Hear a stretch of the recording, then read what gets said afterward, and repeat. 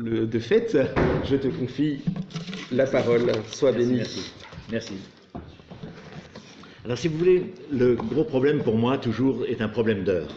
Vous savez que les dentistes ne sont jamais à l'heure, ou pratiquement jamais.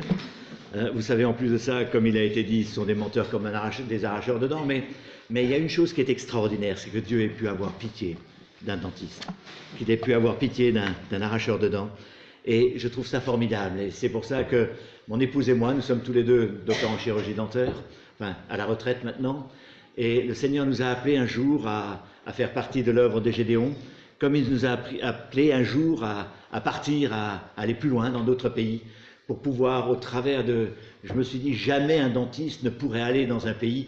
Les gens ont tellement peur du dentiste, aller dans d'autres pays pour pouvoir soigner et pour pouvoir appeler les gens à venir à la parole au travers de soins dentaires. C'est pas possible, c'est pas pensable. Et pourtant, Dieu l'a fait. Dieu l'a fait. Alors, que je vous dise que ce soit dans l'œuvre de Gédéon comme pour le reste, nous travaillons ensemble. Et il y a une chose qui me... La première réaction que vous allez avoir est de dire « oui, mais moi, je suis incapable. Oui, mais moi, je ne peux pas. Mais moi, je ne sais pas. Et je n'arriverai jamais à quoi que ce soit. » C'est la première réaction qu'on peut avoir.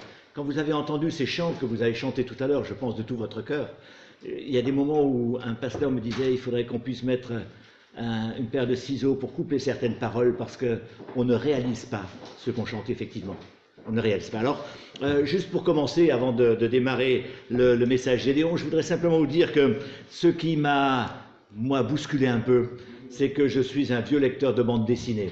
Et un jour, en lisant une bande dessinée, ça s'appelait Spirou et Fantasio au pays des 1000 Bouddhas, c'était quelque chose que Dieu savait, parce que c'est par là-bas qu'on allait commencer à travailler.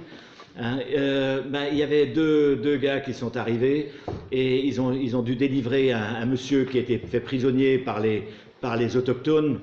Et quand le gars très british les reçoit, quand ils arrivent dans sa cellule pour le sortir de là, très british, il fait « Oh, je ne savais pas qu'on trouverait des gens aussi courageux pour venir me délivrer. » Il y a l'un des deux gars qui a dit « Mais écoutez, c'est bien simple, ils n'ont trouvé personne, c'est pour ça qu'on est venu avec notre trouille. » Bien, et ceci étant, je veux simplement dire que chacun d'entre nous a peur, peut avoir peur.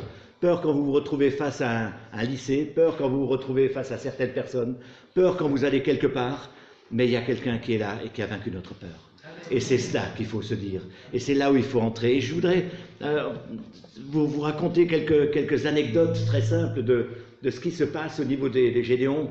Un jour, il y a une jeune fille qui fait à son papa, « Papa, papa, papa, j'ai oublié mon sac à main, j'ai oublié mon sac à main. » Et le papa qui dit « Mais écoute, c'est pas possible, on ne peut pas retourner. » Ça se passe au Moyen-Orient, dans un pays musulman.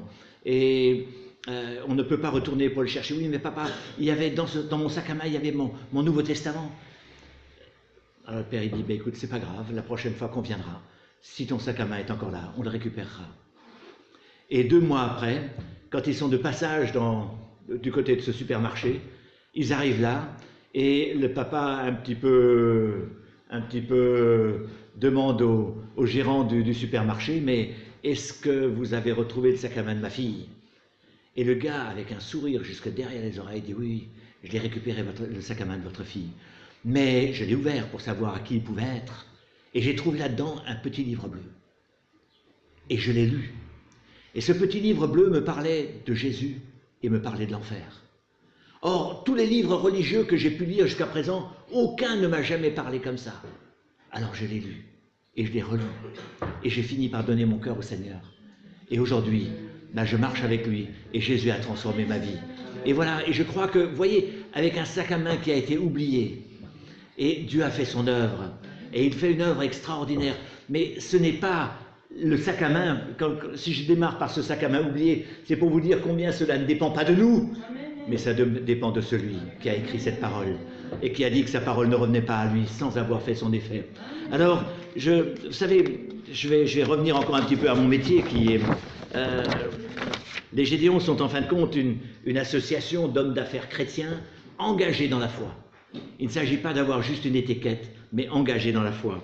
Ils ont des responsabilités professionnelles différentes. Ça peut être des professionnels de santé, ça peut être des profs, des instits, des machins. Ça peut être tout un tas de professions, pardon pour le terme des machins, excusez-moi. Mais ça c'est, vous comprenez, j'ai tellement l'habitude, quand je mets mes mains dans la bouche du patient, que c'est lui qui ne peut pas parler, que c'est moi qui parle, bref. Enfin, ceci étant, je veux simplement dire... Oui. Je ne vais pas vous dire, comme d'habitude, que quand quelqu'un a une dent contre moi, je peux la lui enlever. Mais enfin, c'est un avantage que j'ai. Mais, bon, pardon, j'aime plaisanter, j'ai besoin de plaisanter, parce que la tension là-dedans, elle est parfois tellement grande que si je ne plaisante pas, je n'arrive pas à grand-chose. Mais enfin, bref. Donc, mais ce que ces gens ont en commun, ce que ces professionnels ont en commun, c'est un amour immense pour ceux qui se perdent. Immense. Parce que se dire que nous, aujourd'hui, nous qui sommes là, normalement, un jour, nous serons là-haut auprès du Seigneur. Mais il y en a combien, quand vous regardez dehors, combien qui seront de l'autre côté de la barrière? Et si, comme disait le frère tout à l'heure, personne ne leur parle, personne, est-ce que vous vous rendez compte que le jour où on sera devant le trône de notre Dieu, enfin, le voisin qui était notre voisin de palier ou qui était notre voisin de maison, il pourra nous dire, mais comment se fait-il que toi tu vas là et que moi je vais là et que tu ne m'as jamais parlé de celui qui sauve? Comment se fait-il que tu ne m'en as jamais parlé? Et ce sont des responsabilités que Dieu nous a confiées.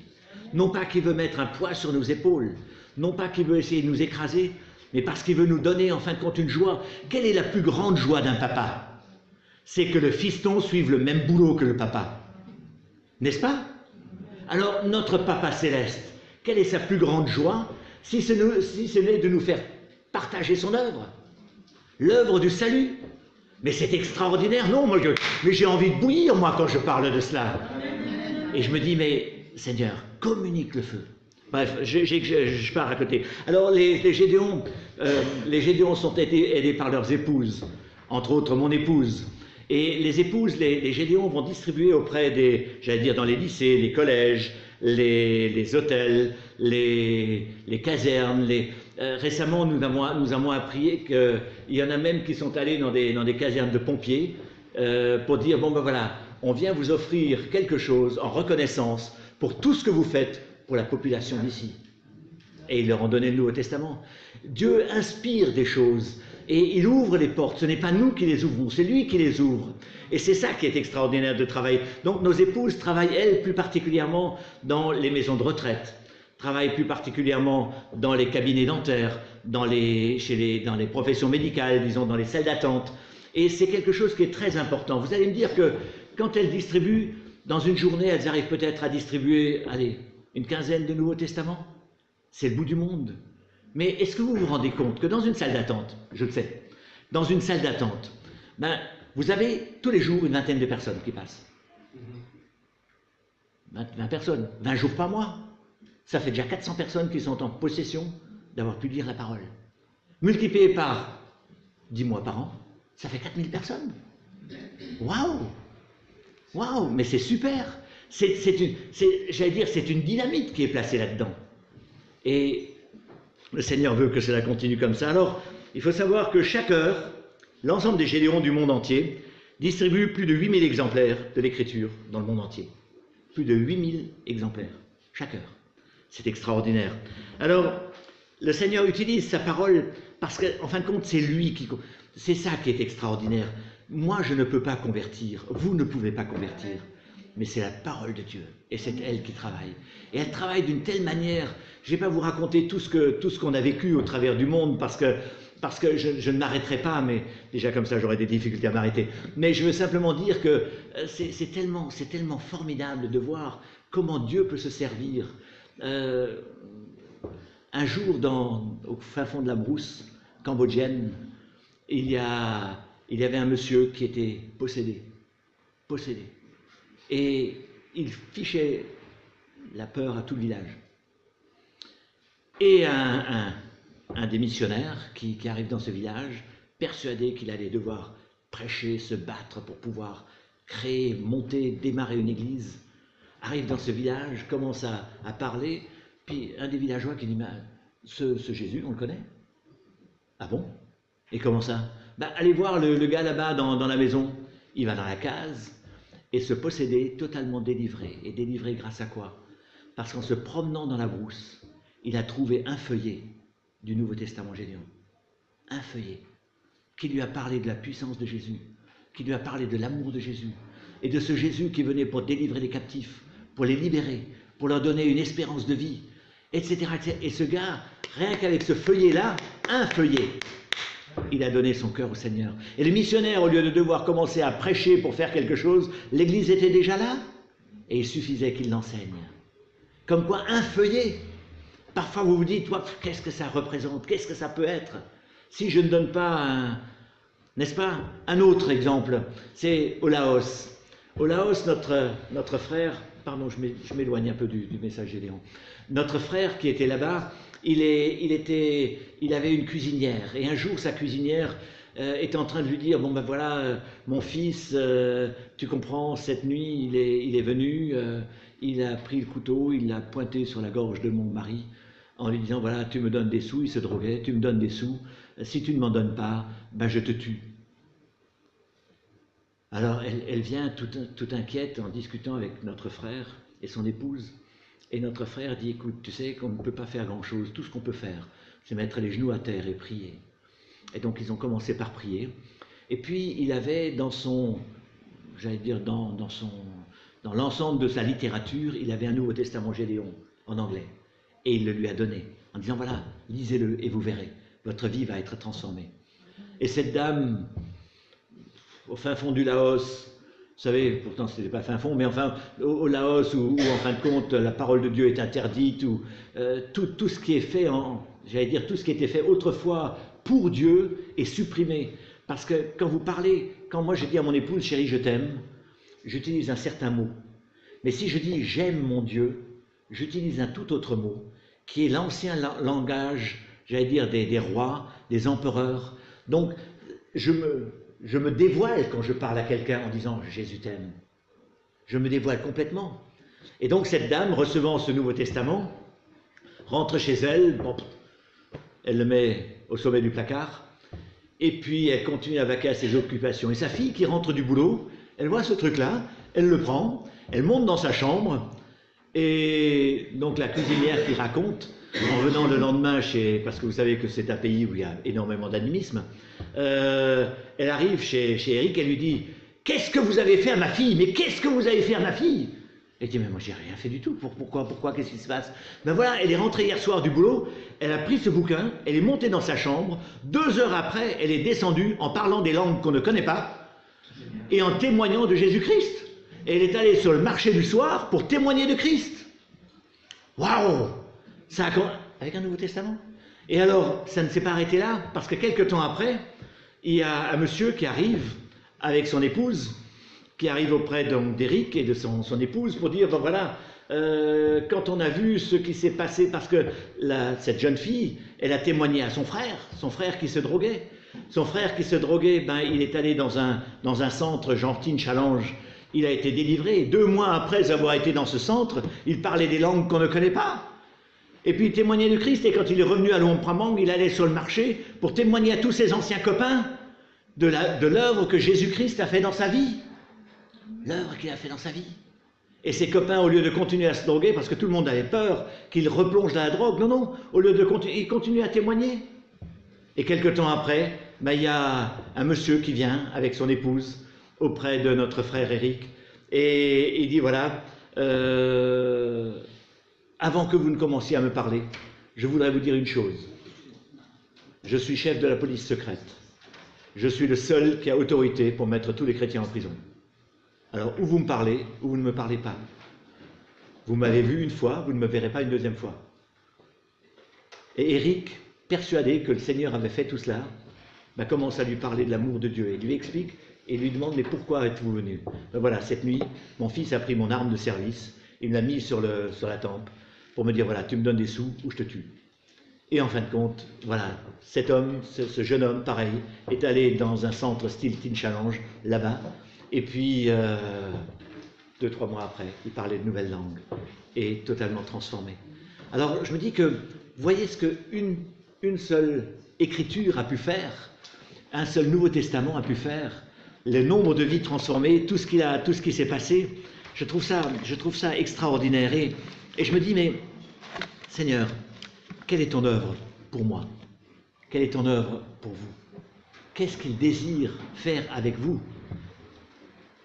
C'est pas grand-chose de donner un Nouveau Testament. Alors, Je pense que vous connaissez tous Werner von Braun.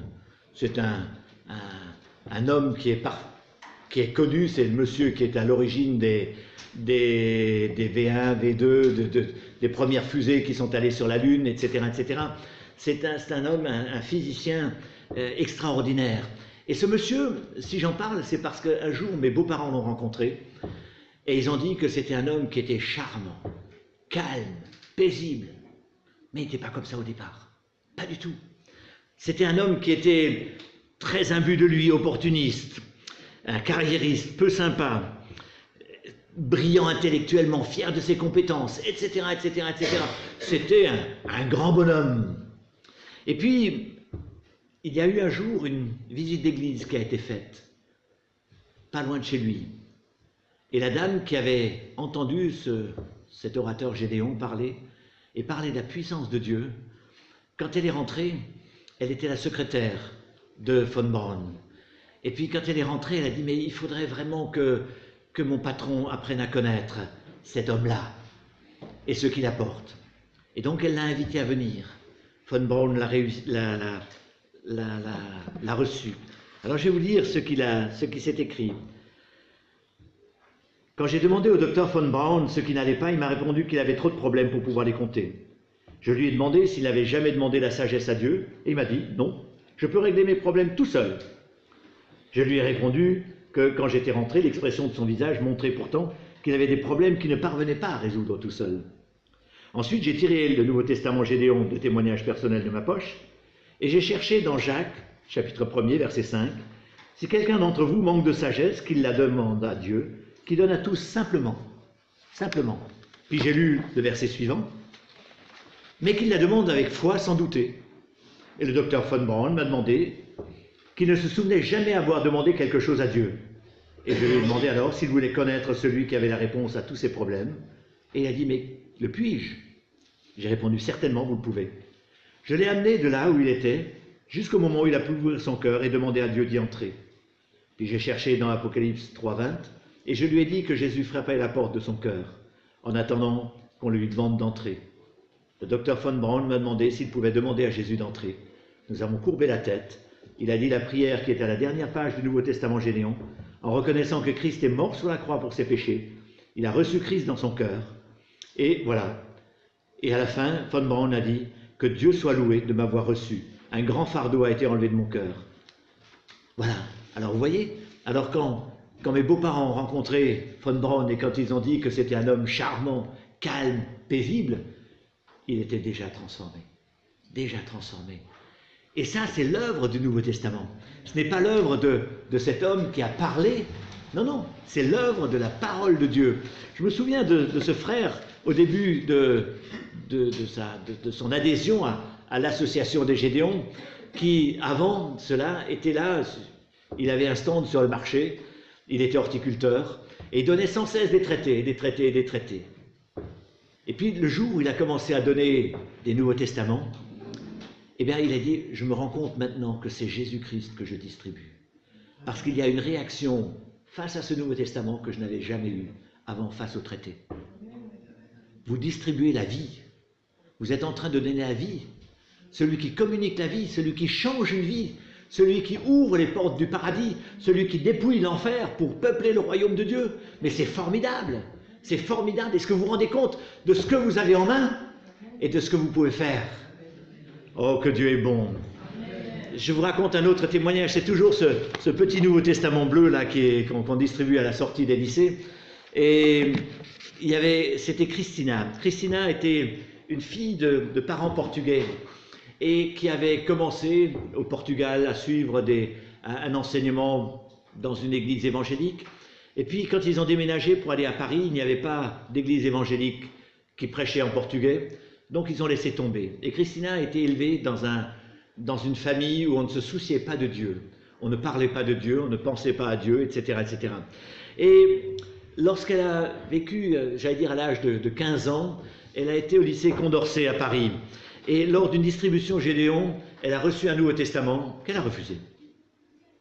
Et il se trouve que son copain, il en a reçu un, puis quand il a commencé à l'ouvrir, c'est encore un livre avec des bondieuseries. Alors il appelle Christina, Christina, Christina, j'ai un cadeau pour toi.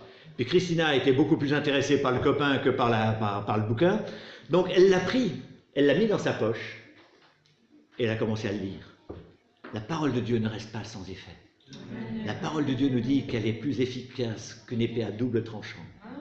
Séparant jointure et moelle, âme et esprit. Et je vais faire une petite parenthèse de dentiste, parce que pour séparer cela, il faut vraiment être Dieu. Le jour où on m'a demandé à moi de disséquer un muscle temporal, vous savez, quand vous dessinez, vous avez l'os, vous avez le muscle, ce sont deux lignes bien distinctes. Mais quand vous le disséquez, il n'y a pas de séparation. À un moment donné, la cellule musculaire devient cellule osseuse, la cellule osseuse devient musculaire, et vous n'avez absolument aucune séparation entre les deux. Je répète, aucune séparation. Mais la parole de Dieu sait où elle doit passer. Et elle passe juste là où il faut. Alors que on puisse... Donc Christina qui reçoit ce Nouveau Testament, le lit, elle est touchée et elle se convertit. Et elle veut aller dans une église évangélique. Mais il se trouve que ses parents le lui interdisent. Mais Satan n'a pas gagné la victoire là, absolument pas. Parce que ce qui s'est passé juste après, c'est que le grand-papa de Christina est décédé. Et les parents l'ont envoyé au Portugal pour qu'elle puisse aller réconforter sa grand-mère. Donc elle commence à parler. Mais la grand-mère, elle, entre-temps, elle continuait à fréquenter l'église évangélique. Et donc Christina l'a suivie. Et quand les parents de Christina sont arrivés au Portugal pour chercher leur fille, ils sont arrivés juste le fameux dimanche où la grand-mère et Christina prenaient leur baptême. Toutes les deux. Elles se sont tournées vers le Seigneur. Elles ont donné leur vie au Seigneur. Et alors les parents ont été tellement touchés qu'après en France, ils ont fait la même chose. Enfin bref, vous vous rendez compte tout ce que cela peut engendrer, occasionner. Moi je trouve ça merveilleux. Que Dieu soit béni au travers de tout ce qu'il fait. Et voilà un Nouveau Testament dont personne ne voulait. Elle n'en voulait pas. Et puis le jeune homme qui l'avait reçu, il n'en voulait pas non plus. Alors, vous dire aussi que nous faisons de temps en temps ce qu'on appelle des opérations semailles abondantes. Hein, ça a eu lieu quand on était l'année dernière, c'est ça. On a fait Somme-et-Noise. En l'espace de 3 jours, on a distribué un peu plus de 8000 Nouveaux Testaments. On était une 40-45 à peu près, Gédéon du nord de la France, réunis pour pouvoir distribuer. Là, il y a 15 jours. 15 jours, c'était une opération semaille abondante en Normandie. Ils étaient 70 à distribuer. Et il y en a eu 14 100 qui ont été distribués en 4 jours. Alors, vous vous rendez compte le nombre de vies qui peuvent être changées? Quand vous prenez l'exemple de Christina, c'était elle, c'était sa grand-mère, c'était son père, c'était sa mère, ça a été sa sœur. 5 personnes déjà avec elle. Alors là, 14 000. Mais combien il nous faut prier pour cela? Prier non seulement pour les Gédéons, mais prier pour que la semence qui est mise là, qu'elle puisse produire du fruit.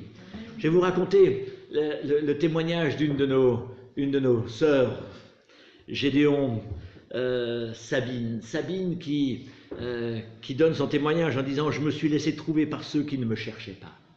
Et surtout par celui qui ne me cherchait pas. » Enfin, qui le cherchait, mais nous qui ne la cherchions pas. Et elle raconte que donc il y a eu une opération semaille abondante donc à l'époque donc dans le nord de la France. Et il y avait eu des Américains qui étaient venus, il y avait des Canadiens, il y avait des Australiens. Parce qu'il faut savoir que ces gens-là, quand ils viennent, ils payent tout eux-mêmes. Rien n'est payé par l'association. Alors ils sont venus, ils ont donné, puis voilà. Il y a eu de bons moments, il y a eu de moins bons moments. Et dans l'un des moins bons moments, il y a un jeune qui est venu, qui m'a fauché un carton du Nouveau Testament et qui est parti avec sa voiture en commençant à les semer un peu partout. Mais à côté de ça, il y a eu un jeune de ce lycée qui s'est laissé interpeller par la parole et qui a demandé à l'anglais qui était là qu'il prie pour lui. Il a signé à la fin du Nouveau Testament et il a accepté Jésus-Christ comme Seigneur et Sauveur. Mais ça ne s'arrête pas là parce que il y a une jeune dame. Je me suis laissé trouver par ceux qui ne me cherchaient pas et j'ai découvert ce verset un peu plus tard dans la Bible.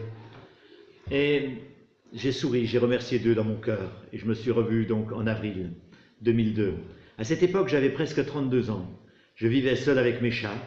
Je fais de la traduction de langue ancienne. Sabine a une formation en lettres classiques, elle est spécialiste surtout du sanskrit, donc ce qui est une langue indo machin là-bas, et elle traduit cela, et puis elle traduit même pour Hachette. Enfin bref, j'ai des idées bien arrêtées sur tout ce qui doit être la vie, liberté intellectuelle poussée à l'extrême, féminisme, et à l'âge de 15 ans déjà j'avais décidé que je ne me marierais jamais, que je n'aurais pas d'enfant. Ma vie tourne autour des livres et des rares personnes qui partagent mes passions intellectuelles. Je me crois libre. Et pourtant, je ne suis pas pleinement heureuse. Je ne suis pas malheureuse non plus. Mais il y a comme une faille, un vide que je n'arrive pas à combler. Un jour, en avril 2002, je rentre chez moi en passant devant l'un des plus grands lycées de ma ville, le lycée Châtelet. Il y avait de petits attroupements. Et quelques messieurs distribuent de petits livres à la couverture bleue. L'un d'eux s'avance vers moi et m'en tend un. Je l'accepte alors qu'en temps normal, je me serais détourné en pensant à une secte. Sur la couverture de ce petit livre, il est écrit Nouveau Testament et Psaumes. Je demande à ce monsieur à quelle église il appartient. Et il me répond avec un accent américain qu'il est membre d'une association appelée les Gédéons, qui a pour but de diffuser la parole de Dieu à travers tout le monde. Et elle dit, ce jour-là, ce monsieur, il a remis la vie entre mes mains. Il a remis la vie entre mes mains. Qu'il en soit remercié. Je lui ai promis de garder ce livre, de le lire, c'est ce que j'ai fait. 6 mois ont passé, quand Dieu à nouveau a placé en travers de mon chemin quelqu'un, quelques soirs par semaine, dans le cadre d'une association, j'allais faire de la lecture à des enfants hospitalisés. Un vendredi soir, Nadine, une amie récente, membre de cette association, m'a ramené chez moi. Et comme nous étions arrêtés devant la porte, elle s'est tournée vers moi et elle m'a dit « Sais-tu que Jésus est mort pour toi ?» Waouh! Comme introduction, c'est génial, non? Vous ne trouvez pas? Sais-tu que Jésus est mort pour toi? Quelques semaines plus tard, et cette parole a résonné dans son cœur, complètement. Et elle était bouleversée, elle a compris que c'était vraiment pour elle, ces paroles-là. Quelques semaines plus tard, donc Nadine m'a invité à venir à son église. Je suis entré dans une église évangélique pour la première fois. Et ce dimanche-là, eh bien, je n'avais plus envie d'en partir et je n'en suis plus jamais parti. Après ça, elle s'est mariée avec un Gédéon qui faisait partie de cette église. Mais enfin, ceci dit simplement, voilà comment Dieu, à travers de phénomènes tout à fait ordinaires, peut, et il s'agit donc de Sabine Royal qui habite Riolet. Alors, je me dis que quelles que soient les circonstances. Je me souviens de cette histoire. Une jeune fille qui était, j'allais dire, qui faisait de l'occultisme et qui était sur le point de se suicider. Et qui, dans une prière intérieure, elle dit « Seigneur, si tu existes, mon Dieu, tu as 30 secondes pour te manifester. » Et à peine elle avait fini cette parole, il y a une main qui rentre par la porte de la voiture, qui lui tend un Nouveau Testament. Il y avait une distribution au lycée, à cet endroit-là. Elle le prend, elle s'est rendue compte que c'était vraiment la rencontre que Dieu voulait avoir avec elle. Elle a transformé sa vie, et sa vie, tout a totalement changé. Alors je me dis que, qu'est-ce que ça représente? Il y a des moments où on se dit, mais Seigneur, je suis incapable, je ne sais pas, je ne peux pas, je n'arriverai pas. Mais si, on a tous cette possibilité. On a tous cette possibilité. Alors, qu'est-ce qui nous en empêche? Qu'est-ce qui nous en empêche? Alors, un témoignage qui m'a personnellement touché, c'est un témoignage au travers d'un Nouveau Testament comme celui-là, un trilingue, mais dans les pays anglais, c'est trop long. Dans les pays anglais, il se trouve que c'est la Bible entière qui est déposée, ce n'est pas seulement le Nouveau Testament. Et là, il s'agit d'un monsieur Franck, qui est un monsieur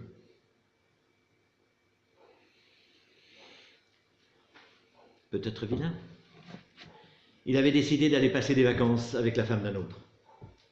Et pour qu'on ne puisse pas le découvrir, il est allé dans les îles Fidji. Les îles Fidji, c'est un petit archipel, il y a 700 îles, mais bon, c'est un archipel qui est perdu au fin fond de l'océan, juste à la limite de là où vous passez l'heure, vous savez, bon bref. Donc il va là-bas, et donc dans ce cadre idyllique, Franck, pour lui, comme quoi la parole de Dieu est bonne, il est pris d'une violente fièvre tropicale, persuadé qu'il allait mourir, certain, c'est quelque chose de très grave. Et alors c'est là que, malade, désespéré, certain qu'il allait mourir, appelle le directeur de l'hôpital et dit au directeur de l'hôpital, mais il me faut un médecin, il me faut un médecin, il me faut un... Puis le directeur de l'hôpital lui dit, mais écoute, il n'y en a pas. La seule chose que je peux faire, c'est téléphoner à un avion sanitaire, Mais la prochaine île où il y a un hôpital est à 300 km. Alors c'est là que Franck se rend compte qu'il va mourir, que c'est fini pour lui, que sa vie est terminée, et que cette idylle qu'il voulait passer allait tourner au cauchemar. Alors, au moment où le directeur de l'hôtel sort, il se tourne et il voit sur la table de nuit, il voit un Nouveau Testament. Génial. Et il le lit. Et il commence à le lire. Et il tombe sur ce passage.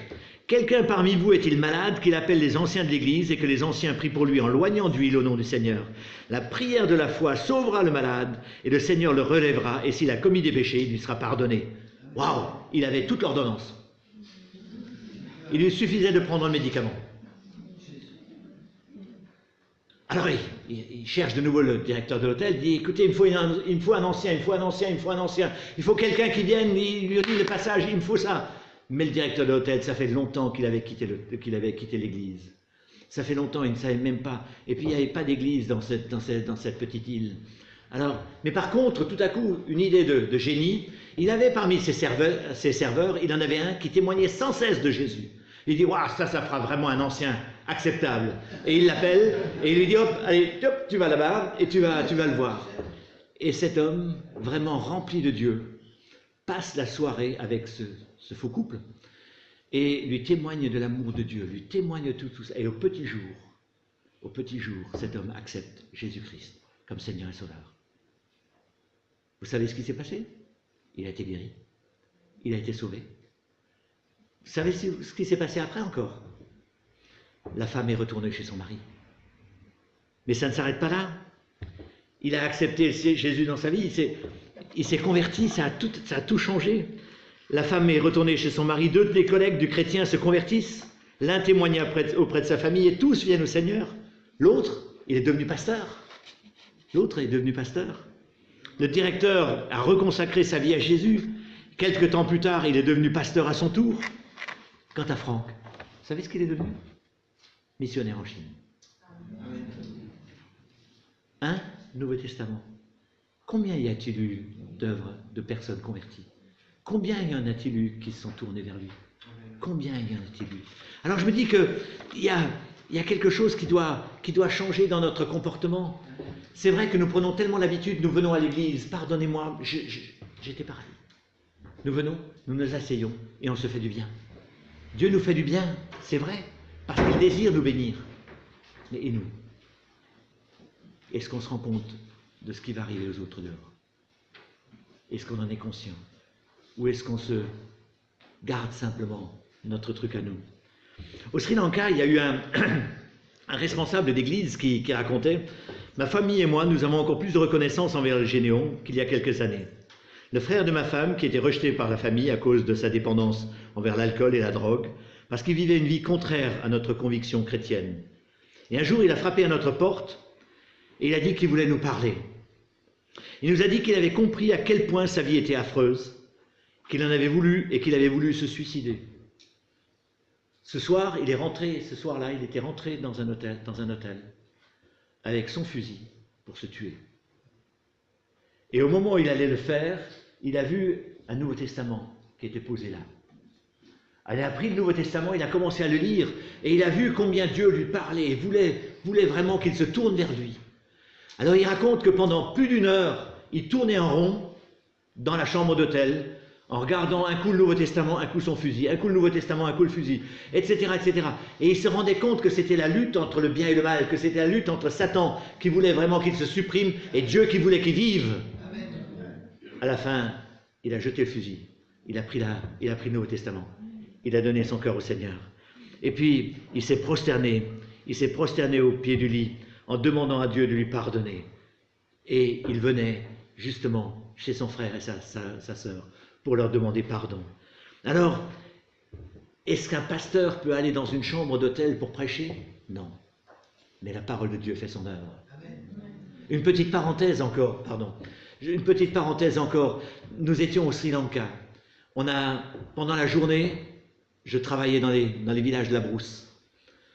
C'était le pasteur qui avait organisé ça, c'était extraordinaire, il avait mis les jeunes un peu à l'écart de l'endroit où je travaillais, hein, et il chantait des chants chrétiens. Il avait mis devant la salle où je travaillais, il avait mis des sœurs qui témoignaient. Et un peu plus loin, il y avait des frères qui étaient là. Et dès qu'il y avait des armes qui apparaissaient aux yeux de ceux qui venaient pour se faire soigner, elle les envoyait chez des frères, puis après je les soignais. Enfin bref, etc., etc., etc. Et dans ce contexte-là, le soir, Franck Alexandre annonçait la parole de Dieu. Il prêchait. J'ai vu, je vous assure, j'ai vécu des actes des apôtres sur terre. Première réunion, quand Franck lève la Bible au ciel, il dit « Seigneur, je te bénis parce que là où nous sommes, ton royaume est établi. » Et à ce moment-là, il y avait peut-être 1500 personnes devant lui. Il y en a au moins une centaine qui sont tombés par terre. Et les démons qui sont sortis. On n'avait pas prêché, on n'avait pas prié, on n'avait rien fait. On avait juste proclamé la parole de Dieu. Point. Et un des soirs, arrive devant la chambre de Franck, un gars avec 2 gardes de corps. Il frappe, il entre, il laisse les gardes de corps devant la porte. Et il dit à Franck, voilà, je vous ai entendu parler hier soir de l'homme aux mains percées qui est venu pour nous délivrer, qui est venu pour nous sauver, qui est venu pour nous donner une autre vie. Voilà, je vous ai entendu dire tout cela. Alors, dites-moi qui c'est. Et Franck commence à lui parler de Jésus, commence à lui parler de tout ça. Ça a fini, cet homme a accepté Christ dans sa vie. Il a mis les genoux par terre et ils ont prié ensemble. Ça a duré un certain temps. Et puis, ce qui est extraordinaire, c'est que Franck lui dit, mais pourquoi est-ce que tu me demandes ça? L'homme aux mains percées. Il dit, ben voilà, c'est très simple. Il y a quelque temps, à l'époque, il y avait la lutte entre les Cingalais et les Tamouls, hein, donc, qui sont 2 peuplades différentes. Et les Tamouls avaient fait une expédition punitive chez les Cingalais, et malheureusement pour eux, ils avaient été dénoncés. Et le gars, il raconte, tous mes copains ont été descendus comme des petits lapins. Et moi, j'ai pris une balle dans la cuisse. J'ai réussi à fuir, et je me suis réfugié dans la brousse, sous un petit genêt. Ça ne vous dit rien, un genêt? Sous un genêt. Et il dit, à un moment donné, j'ai vu une main percée qui est venue et qui m'a couvert. Elle m'a protégé. Les chiens ont passé à côté de moi, les hélicoptères m'ont survolé, les hommes de troupes sont passés à côté de moi. Personne ne m'a vu. Cette main percée m'a sauvé. Cet homme a donné son cœur au Seigneur. C'est merveilleux. Et en plus de ça, il était le 2e de l'armée tamoule. Il n'a jamais voulu qu'on en parle parce qu'il risquait sa peau. Mais maintenant, puisqu'elle n'existe plus, on peut le dire. Mais je veux dire simplement les choses extraordinaires que Dieu fait. Dieu fait. Même quand personne n'a eu l'occasion d'aller lui apporter un Nouveau Testament, Jésus s'est manifesté. Et il a donné son cœur. Alors, je me dis que nous avons besoin, nous aussi, de nous rendre compte de tout cela. Une autre anecdote, si j'ai encore un peu de temps, je peux? Une autre anecdote, c'est celle de Christophe, dans un collège de Dunkerque. Ça s'est passé il y a quelques années. Oh, il y a presque une vingtaine d'années. À l'époque, c'était les Gédéons qui pouvaient entrer dans un lycée catholique par l'intermédiaire de l'abbé. Et au début, c'était l'abbé qui donnait les Nouveaux Testaments. Puis un beau jour, c'était l'abbé qui permettait aux Gédéons d'entrer dans les classes, dans les salles de classe, pour pouvoir donner, au travers de leurs témoignages, donner en même temps les Nouveaux Testaments. Ça nous est arrivé ici à Abbeville. Pendant 4-5 ans, on a fait. On allait de classe en classe et on distribuait. On donnait notre témoignage. Et là aussi, on a vécu des choses extraordinaires.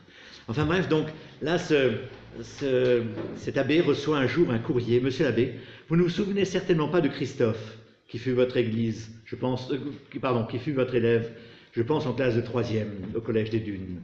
Vous aviez donné à toute la classe une petite Bible de poche, à condition que chacun la garde dans sa poche. Et il s'agissait donc d'un Nouveau Testament Gédéon.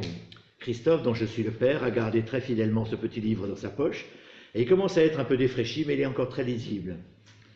Christophe est mort le 4 octobre, dans la nuit, sans souffrir. Il est mort en dormant. Il était en très bonne santé, et même en pleine floraison intellectuelle, physique et spirituelle. C'était en terminale. Ce n'était pas un destin tragique. Pas un destin tragique. Il avait fait la connaissance d'une communauté de jeunes chrétiens 2 ans plus tôt, et cela avait été l'amorce d'une évolution rapide, d'une évolution intérieure, dont nous, ses parents, n'avions pas pleinement conscience. Le monde spirituel l'attirait fortement, et même il y entrait facilement. Le résultat apparent est qu'il n'avait plus rien à lui dire. Il s'était pris en charge, il rendait un grand nombre de services tout en se faisant oublier. C'était aussi sa gentillesse permanente, sa stabilité, sa tranquillité de cœur. L'Église a enterré le 7 octobre Ça a été comme une fête. Waouh! Le Seigneur nous a donné un regard nouveau pour considérer cet événement. Alors, voilà ce qui est avenu de Christophe depuis la classe de 3e, donc ce Nouveau Testament. Il l'a lu, il ne l'a pas oublié. Donc d'une certaine façon, vous étiez à l'origine de la transformation de sa vie. Par la suite, nous remercions le Seigneur parce qu'il n'aurait servi à rien de vivre plus vieux sur cette terre et de perdre la vie éternelle. Dieu sait ce qui convient à chacun. Et vous savez ce qu'il avait marqué à la fin, Christophe, sur son Nouveau Testament? La vie, c'est la préparation de l'éternité. Ne lésinons pas sur les préparatifs. Ne lésinons pas sur les préparatifs. Alors, je crois que nous avons besoin vraiment de nous rendre compte de tout cela et de dire, Seigneur, qu'il y ait vraiment des ouvriers dans ta moisson, qu'il y en ait de plus en plus. Parce qu'en fin de compte, j'allais dire, nous sommes actuellement présents dans grosso modo 200 pays. On est, je crois, aux environs de 19 000 Nouveaux Testaments, Gédéon au travers du monde, mais c'est pas suffisant. Alors, un exemple aussi de Nouveau Testament qui a été distribué chez les militaires. Parce qu'à un moment donné, on avait le droit, nous aussi, chez les militaires, mais là ça se passe ailleurs. Le service militaire est obligatoire pour tous les hommes en Finlande. Et alors, à un moment donné, si vous voulez, quand ils sont incorporés, le gouvernement les appelle, et puis ils sont réunis là. Et c'est là que les Gédéons ont l'occasion de distribuer les Nouveaux Testaments et d'en donner à chacun. Ils les acceptent, ils n'acceptent pas, ils sont libres, n'est-ce pas? Mais là, c'est l'histoire, c'est une maman qui écrit ça. Il y a 6 ans, j'étais dans une spirale descendante avec l'alcool. Je n'avais pas remarqué que mon fils adolescent, Harry, souffrait de ce que sa mère suivait un chemin aussi destructeur. Je pensais que personne ne remarquait mon alcoolisme, parce que je prenais bien soin de ma maison, de mes enfants, que j'étais consciencieuse dans mon travail. En d'autres termes, tout allait apparemment bien. Harry ne savait même plus quoi me dire. Et puis, il est parti, il a commencé son service militaire à Seikila. Les Gédéons lui ont donné donc ce Nouveau Testament. Non seulement cela a approfondi sa relation avec Dieu, mais cela l'a éclairé surtout sur ce dont sa maman avait besoin. La fois suivante, où il est rentré en permission, c'était pour mon anniversaire et je me préparais à aller dans un bar pour le fêter. Harry n'a rien dit, il a juste sorti de sa poche le Nouveau Testament et il me l'a donné. À ce moment-là, ça m'a vraiment touché, m'a fait mal et m'a arrêté. Sur le Nouveau Testament, il avait écrit à maman, de la part de Harry, avec la date. La maman continue à partir de ce jour-là, j'ai arrêté de boire, d'aller dans les bars. Un moment après, en lisant le Nouveau Testament, je me suis prosterné, pardonnez-moi, je me suis prosterné en prière. Jésus, si tu veux me voir, me voici. Je suis là. Aide-moi, pardonne-moi et sauve-moi. Et le Seigneur a tout fait. Il lui a pardonné, il l'a libéré de tout mal. Et elle a écrit dans son Nouveau Testament, j'ai donné ta vie à Jésus. Pardon.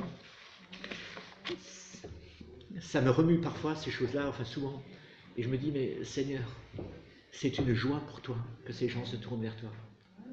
Ça doit être une joie pour nous. Et les larmes doivent être des larmes de joie. Un autre exemple, c'est toujours avec un trilingue dans un hôtel. Il y avait une conférence qui était organisée et il se trouve qu'une jeune Française chrétienne, à l'occasion de cette conférence, était en présence d'une ex-musulmane ou d'une musulmane et puis elles discutent ensemble toutes les deux des problèmes qu'elles peuvent avoir. Et à un moment donné, la jeune Française se rend compte qu'elle a besoin du Seigneur. Mais malheureusement, sa Bible était restée dans sa chambre d'hôtel. Et elle était dans un hôtel en Allemagne. Et elle se voyait mal en train de parler du français à l'allemand, de parler de tout cela. Et ce qui est extraordinaire, c'est qu'au travers de ce Nouveau Testament trilingue, elle a pu, du français en allemand, lui expliquer le plan du salut. Et cette jeune femme, ex-musulmane, a donné son cœur au Seigneur. Alors je me dis que, mon frère, ma sœur, c'est parfois tellement facile de faire ce qu'il faut, mais le Seigneur veut nous emmener beaucoup plus loin que cela. Je vais peut-être m'arrêter avec les témoignages parce que vous n'allez plus manger. Pardonnez-moi. Mais juste finir simplement en disant, vous voyez, c'est en fin de compte, c'est vrai, l'œuvre des Gédéons, c'est une chose.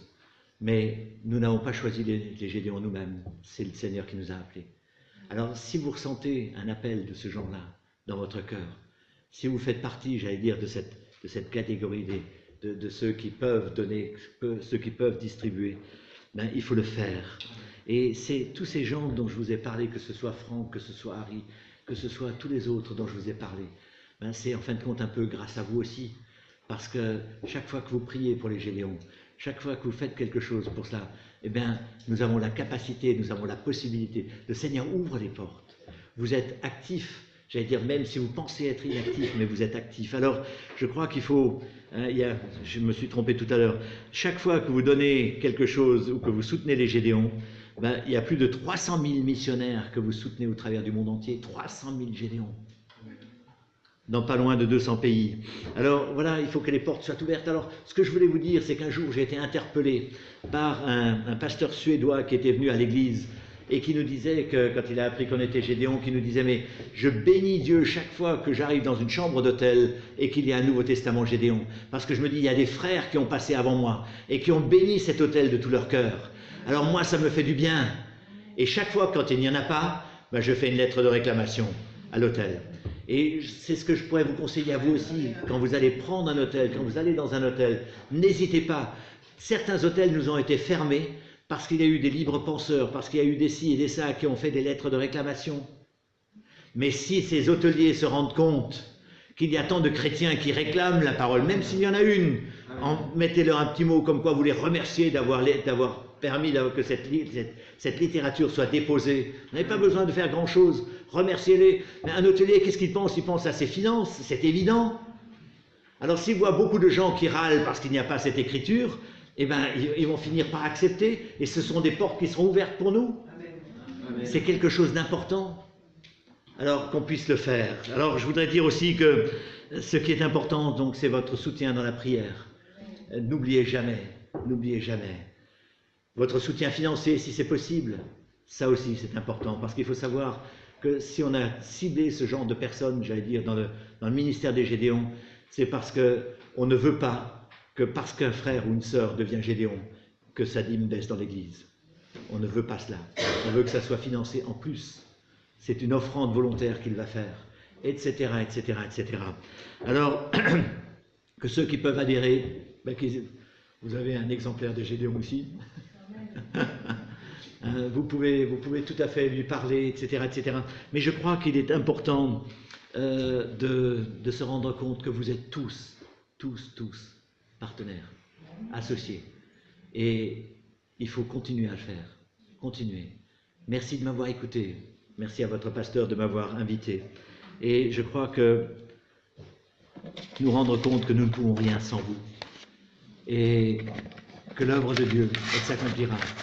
Mais quelle sera notre responsabilité? Est-ce qu'un jour, le Seigneur pourra dire, c'est bien, bon et fidèle serviteur, entre dans la joie de ton maître. Amen. Tu as fait ce qu'il fallait. Amen. Alors, c'est tout. Que le Seigneur vous bénisse.